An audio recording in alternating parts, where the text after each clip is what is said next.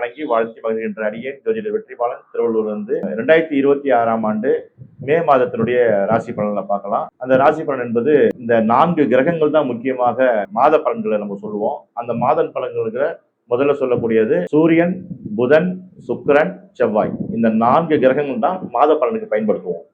அப்படி பயன்படுத்தும் பொழுது இந்த 4 கிரகங்களுடைய நிலைப்பாடை வச்சுதான் ராசிகள் எப்படி இயங்கிக் கொண்டிருக்கிறது ஒவ்வொரு மாதத்திற்கும். வருடத்திற்கு வேற, மாதத்திற்கு இதுதான் பார்ப்போம்.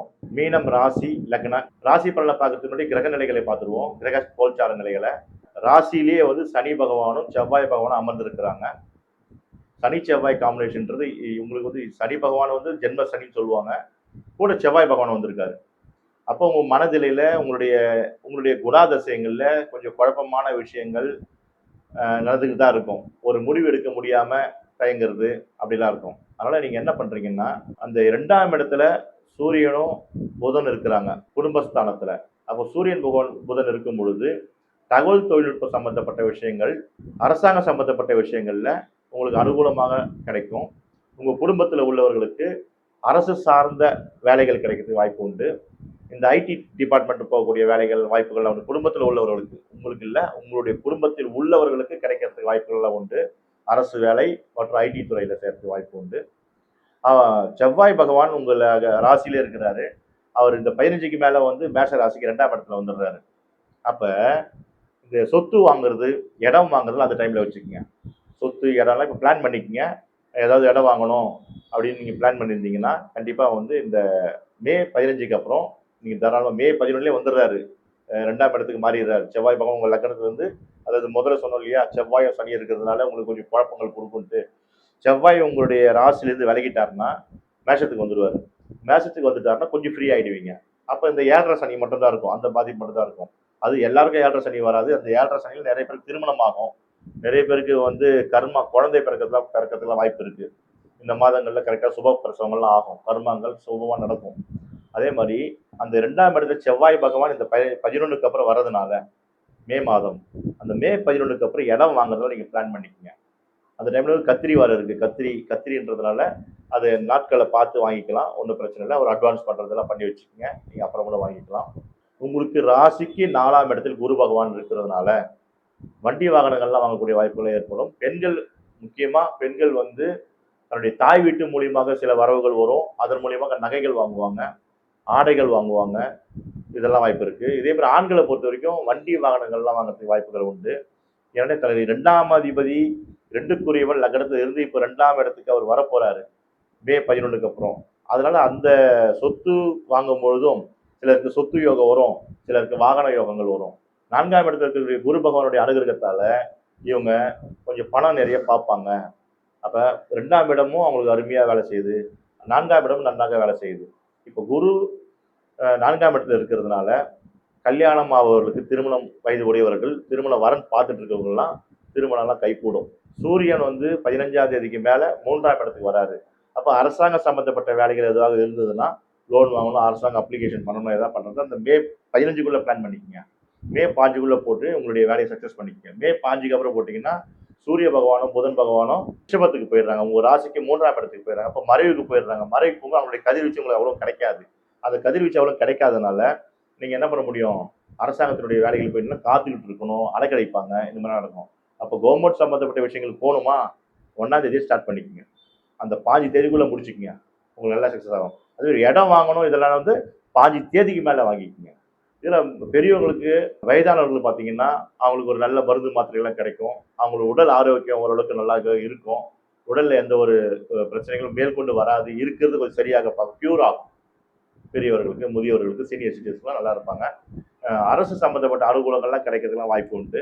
மாணவர்களை பொறுத்த வரைக்கும் அவங்களுக்கு ரிசல்ட் நல்ல ஃபேவரபுளாக தான் வரும். மீன ராசி லக்னக்காரர்களுடைய குடும்பத்தில் உள்ள மாணவர்களுக்கு, ஓகேவா, அவங்க அந்த வீட்டில் ஒரு மாணவர், என்னுடைய பையன், என்னுடைய தம்பி, என்னுடைய அக்கா பையன், அந்த மாதிரி யாராவது உறவினர்கள், குடும்பத்தில் உள்ள உறுப்பினர்கள், மீன ராசிக்கு உள்ளவர்கள், அவங்களுடைய அந்த பசங்களுக்கு ரிசல்ட் நல்லா வரும்.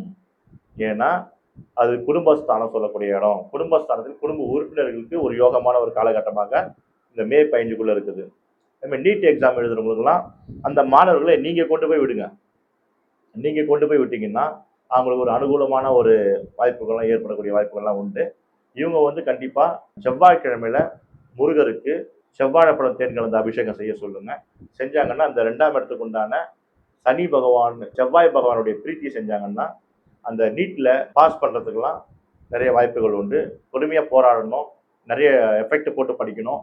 அப்படி படிச்சு தான் மற்ற ராசிக்கெல்லாம் வந்து ஓரளவுக்கு ஃப்ளூயண்டா சொல்லிட்டோம் நல்லா இருக்குன்ட்டு. மீன ராசியை பொறுத்த வரைக்கும் இந்த நீட்ன்றது அவங்களுக்கு கொஞ்சம் கடுமையாக போராடி தான் ஜெயிக்கணும். அதனால் அவ்வளோ சீக்கிரத்தில் ரிசல்ட் கிடைக்கிறது கஷ்டம். ஒரு தடவை நல்லா ப்ரிப்பரேஷன் பண்ணுங்க. நிறைய விஷயங்களில் வந்து இதெல்லாம் வரும், ஏமாந்துடாதீங்க. எப்படி வேணாலும் வரலாம். உங்களை பொறுத்த வரைக்கும் உங்களுடைய இந்த பிளானட்டரி போர்ஷன் இந்த ஒரு மாதத்துக்கு அந்த அளவுக்கு சரியாக இல்லை. ஆனால் நீங்கள் உங்களுடைய உழைப்பின் மூலியமா நம்பி கண்டிப்பாக நீங்கள் சக்ஸஸ் பண்ணலாம். அதனால் அதிர்ஷ்டம் தானாக வரணுன்றதை விட நம்ம இந்த மாதிரி வழிபாட்டு முறைகளை சொன்ன வழிபாட்டு முறையை பண்ணுங்க. உங்களுக்கு நல்லா ஃபேவரபுளாக இருக்குன்றத மீனராசி நேயர்களுக்கு ஒரு பொதுவான பலன் தான். இதுக்கப்புறம் இந்த ராசி ப்ரெடிக்ஷன் நம்ம சொல்லும் பொழுது, ஐயா நீங்க சொல்றீங்க ராசி ப்ரெடிக்ஷனு கரெக்ட், ஆனா சில சமயம் அதுக்கு எங்களுக்கு மேட்சிங் ஆக மாட்டேன்னு சில பேர் கேட்கறாங்க, இந்த சார்ட்டும் பண்றாங்க. அப்ப அதுக்கு என்ன விஷயம்னா, அவங்களுடைய ராசி லக்னமோ அவங்களுக்கு ராசியாதிபதியாகிய செவ்வாய் பகவான் எப்படி இருக்கான்னு அவங்க பர்த் சார்ட்ல பார்க்கணும். அந்த பர்த் சார்ட்ல செவ்வாய் பகவான் நீச்சமாக இருந்தார்னா, அவயோகமாக இருந்தார்னா, இப்ப நான் கொடுக்குற ப்ரெடிக்ஷனுக்கு வந்து கொஞ்சம் டேலி ஆகாது அவங்களுக்கு. அந்த மாதிரி இருக்கிறவங்க, அதாவது மேக்சிமம் செவ்வாய் கொஞ்சம் கெட்டு போனவர்களுக்கு திருமணம் தடை தடங்கள் நிறைய பேருக்கு இருக்கும். அப்படி திருமணம் ஆனாலும் அந்த குழந்தை பிறப்புல நிறைய தடை தடங்கள் இருக்கும். சரி, அப்படி திருமணமாகி குழந்தையும் பிறந்து வச்சுங்களேன், அந்த ஃபேமிலி இஷ்யூஸ் இருக்கும். இது மூணுமே கண்டிப்பா வந்து இது செவ்வாய் சரி இல்லாதவங்களுக்கு நடக்குது. அது மட்டும் இல்லாம சகோதர காரகத்துவம்னு சொல்லுவாங்க. சகோதரனா அண்ணன் தம்பிகளுக்குள்ள ஒரு பிரச்சனை, பிரிவினைகள், கோர்ட்டு கேஸ் வரைக்கும் போறதெல்லாம் இருக்கும். இதெல்லாம் இந்த மாதிரி இருக்கிறவங்க எல்லாம் தனிப்பட்ட முறையில் கொஞ்சம் அந்த ஹாரோஸ்கோப் பார்த்துக்கணும். அவங்களுக்கு பர்த் சார்ட்டை வச்சு எங்கிட்ட ஒரு கன்சல்டேட் பண்ணிட்டாங்கன்னா அதுக்கு என்ன ரெமடின்னு கொடுப்பேன். அந்த ரெமடியை நீங்க பயன்படுத்தி அதுல இருந்து நீங்க வெளியே வந்துடலாம். இது நிறைய பேர் பண்றாங்க. இந்த சர்வீஸ் நம்ம கொடுத்துட்டு இருக்கோம். அது நீங்க நம்ம கீழே இருக்கிற அந்த நம்பரை கான்டாக்ட் பண்ணி அதெல்லாம் நீங்க அந்த சர்வீஸை நீங்க எடுத்துக்கலாம். நீங்க எங்க இருந்தாலும் சரி, உலகம் ஃபுல்லா எங்க இருந்தாலும், வெளி மாநிலங்கள்ல இருந்தாலும் நீங்க வந்து ஆன்லைன் மூலியமாக தொடர்பு கொண்டுக்கலாம். நம்ம கிட்ட வந்து ஆன்லைன்லயும் பேச முடியும், ஆஃப்லைன்லயே பேச முடியும். ஆன்லைன்ல தொடர்பு கொண்டு, ஏன்னா வெளியூர் வெளிநாடு வெளி மாநிலம் இருக்கவங்க ஆன்லைன்லயே நீங்க வந்துக்கலாம். லோக்கல்ல இருக்கவங்க ஒரு அப்பாயின்மெண்ட் போட்டுக்கிட்டு நம்ம 1-to-1 பார்த்துக்கலாம். இல்லைன்னா குரூப் டிஸ்கஷன்லாம் கூட இருக்கு. நிறைய ஸ்கீம்ஸ் இருக்கு. அதாவது பட்ஜெட் வைஸா வந்து நிறைய ஸ்கீம்ஸ் அலௌன்ஸ் பண்ணிட்டு இருக்கேன். அது வந்து நம்மளுடைய டீம் வந்து ஒர்க் அவுட் பண்ணிட்டு இருக்காங்க. நீங்க கால் பண்ணுங்க, உங்களுக்கு கைட்லைன் கொடுப்பாங்க. என்ன ஒரு பிரச்சனைகள் இருந்தாலும் அதுக்கு சொல்யூஷன் நிச்சயமாக உண்டு. எந்த பிரச்சனைக்கு பூட்டுக்கும் ஒரு சாவி இருக்கு. அந்த மாதிரி எந்த ஒரு பிரச்சனைக்கும் நமக்கு வந்து இறைவன் தான் நமக்கு தீர்ப்பு கொடுக்க போறாரு. அந்த இறைவன் கிட்டே போய் நம்ம சரணாகதி அடையணும்.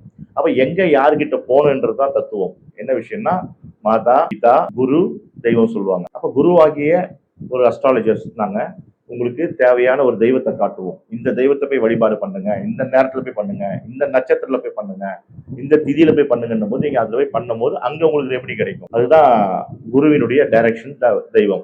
அதனால இதை பயன்படுத்திக்கங்க. ஜெம் ஸ்டோனை பொறுத்த வரைக்கும் நான் நிறைய கொடுத்துருக்கேன் உங்களுக்கு. ஜெம் ஸ்டோன்ஸ் தகவல்கள்லாம் நிறைய கொடுத்துருக்கேன். அது என்ன விஷயம்னா, ராசிக்கு கல்லுன்னு சொல்லுவாங்க. அது பேர் ராசி கல்லுன்னு சொல்லுவாங்க. ஆனா ராசிக்கு கல்லு போடலாமான்னு முதல்ல செக் பண்ணிக்கணும். ஏன்னா ராசி வந்து லக்னத்துலேருந்து 12ஆம் இடத்துல இருக்கும். அப்போ 12ஆம் இடம் வந்து விரயஸ்தானம் ஆகும். இப்போ ஒரு ராசி வந்து விரயஸ்தானத்தில் இருக்கிற ராசியை வந்து ஆக்டிவேட் பண்ணிட்டாங்கன்னா அது வந்து விரயமாகிட்டு இருக்கும். அதனால அது வேண்டாம். அப்போ பர்த் சார்ட்டை கிளியரா பார்த்துட்டு அப்போ நம்ம என்ன ஸ்டோன்ஸ் போடலாம், உங்களுக்கு யோகாதிபதி கிரகம் யாரு, அதை பயன்படுத்தி நம்ம போட்டுக்கிட்டோம்னாக்கா நமக்கு லைஃப் லாங் நல்ல ஒரு பாசிட்டிவ் எனர்ஜி கிடைக்கும். நிறைய பேர் வந்து கம்ப்யூட்டர் ஜாதகம் அப்படின்னு சொல்லிட்டு கம்ப்யூட்டர் ஜாதகம் எடுத்து சாஃப்ட்வேர் நிறைய வந்திருக்கு. ஜாதகம் போட்டோன்னே ஜென்ரேட் ஆகி வந்துருது. அது மட்டும் இல்லாம ஐயா, நீங்க வந்து பர்த் சார்ட்டை வந்து நீங்க வந்து மேனுவல்லி எழுதி கொடுங்க, நோட் மாதிரி எழுதி கொடுங்க. அதுவும் நம்ம பண்ணி தரோம். அது கொஞ்சம் டைம் எடுக்கிறது, இருந்தாலும் அந்த சர்வீஸும் கொடுக்குறோம். ஜாதகம் கணிச்சு எழுதி கொடுக்குறோம். அந்த சர்வீஸை நம்ம கொடுத்துட்டு இருக்கோம். இதை தாண்டி ஒரு தொழில் வளர்ச்சி மேன்மை அடையணும், ஒரு வீட்டில் சுபிக்ஷமாக இருக்கணும், லக்ஷ்மி கடாட்சம் வரணும் அப்படின்ற போது மகாமேருன்னு சொல்லிட்டு அது நிறைய கோயில்கள்ல பிரதிஷ்டை பண்ணியிருக்காங்க. மகாமேருலாம் மதுரை மீனாட்சி, காந்தி காமாட்சிகள்லாம் மகாமேருடைய அனுகிரகத்துல அம்மனுடைய பவரும் அங்க வந்து இயங்கிட்டு இருக்கு. அதே மாதிரி மகாமேரு நம்ம பூஜிக்கப்பட்ட மகாமேரு நம்ம ரெடி பண்ணி கொடுக்குறோம் பூஜை செய்து. அந்த மகாமேரும் நம்ம வீட்டுகளில் வச்சு பயன்படுத்திக்கலாம். இது வந்து எல்லாரும் நிறைய செல்வ வளம் பெருக்கிறதுக்கும் தொழில் வளம் பெருக்கிறதுக்கும் உடல் நோய்கள் குடும்பத்தில் உள்ளவர்களுக்கு நோய்வாய்களை சரி பண்றதுக்கெல்லாம் இது பயன்படுது. அற்புதமான ஒரு மந்திரங்கள்லாம் அது உபசரிக்கப்பட்டு அது உருவேற்றி அது கொடுக்குறோம். அந்த சர்வீஸும் கொடுத்துட்டு இருக்கோம். வாஸ்து கன்சல்டன்ட். வாஸ்து பார்த்தீங்கன்னா நம்ம வீட்டில் ஒரு 4 பேர் இருப்போம். 4 பேருக்கு தேவையான ஒரு வாசல் தான் அந்த வாசல்னு சொல்ல முடியாது. யாருக்காவது ஒருத்தர் அந்த வாசல் நெகட்டிவா இருக்கும். அது முதல்ல பர்த் சார்ட் 4 பேருடைய சார்ட்டோ இல்லை 5 பேர் சார்ட்டோ ஒரு குடும்பத்தில் அத்தனை பேருடைய சார்ட்டை முதல்ல அனலைஸ் பண்ணிடணும். பண்ணித்தர பேர்களுக்கு இந்த மாதிரி ஒரு வாசல் வச்சா நல்லா இருக்கும், இந்த மாதிரி ஒரு இடத்துல இதை வச்சா நல்லா இருக்கும்னு சொல்லிட்டு அந்த ஈசானி மூலையிலிருந்து குபேர மூலையிலிருந்து எல்லாம் கணக்கு எடுக்கணும். அப்போ ஆயாதின்னு சொல்லுவாங்க, அந்த ஆயாதியும் பார்த்து கொடுக்கணும். இதெல்லாம் பார்த்து கொடுக்கும்பொழுது ஒரு பாசிட்டிவான எனர்ஜியா அந்த வீடை கன்வெர்ட் பண்ணிட்டோம்னா தான் நமக்கு சார்ட்ல பர்த் சார்ட்ல கொஞ்சம் டிஸ்டர்பன்ஸ், இந்த 7.5 சனி, அஷ்டம சனி இதெல்லாம் வரும்பொழுது நம்ம பவர்ஃபுல்லா நம்ம ஹவுஸ்ல இருந்தோம்னா அது அற்புதமா நமக்கு வந்து பாசிட்டிவ் எனர்ஜியை கொடுக்கும்ன்றத நிறைய என்னுடைய கிளைண்ட்டுக்கெல்லாம் சொல்லி கொடுக்குறேன். அதை பயன்படுத்திக்கிறாங்க. அது மாதிரி நீங்களும் பயன்படுத்திக்கிங்க. கீழே தெரியுற நம்பருக்கு காண்டாக்ட் பண்ணுங்க. உங்களுக்கு சர்வீஸ் கண்டிப்பா கிடைக்கும்.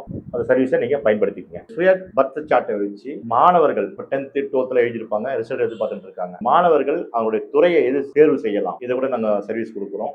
ஒரு 10th படிச்ச பையன் என்ன கோர்ஸ்குள்ள போகலாம், ஒரு 12th முடிச்சவர் எந்த கல்லூரிக்கு எந்த டிபார்ட்மெண்ட்டுக்குள்ள போகலாம் என்றதை அவங்க பர்த் சார்ட்டை வச்சு அவனுடைய யோகாதிபதி யாரு, அவங்களுக்கு எது ஃபேவரபிளான ஒரு ஒர்க் கிடைக்கும், அவங்க ஐஏஎஸ் ஆகலாமா, இல்லைன்னா இன்ஜினியரிங் ஃபீல்டில் போகலாமா, இல்லைன்னா டாக்டர்ஸ் ஆகலாமா, இந்த மாதிரி இல்லை சில ஆர்ட்ஸ் படிச்சுட்டு அதன் மூலியமா ஏதாவது பண்ணலாமான்றதெல்லாம் ஒரு கன்சல்டேஷன் நீங்கள் பண்ணிக்கிங்க.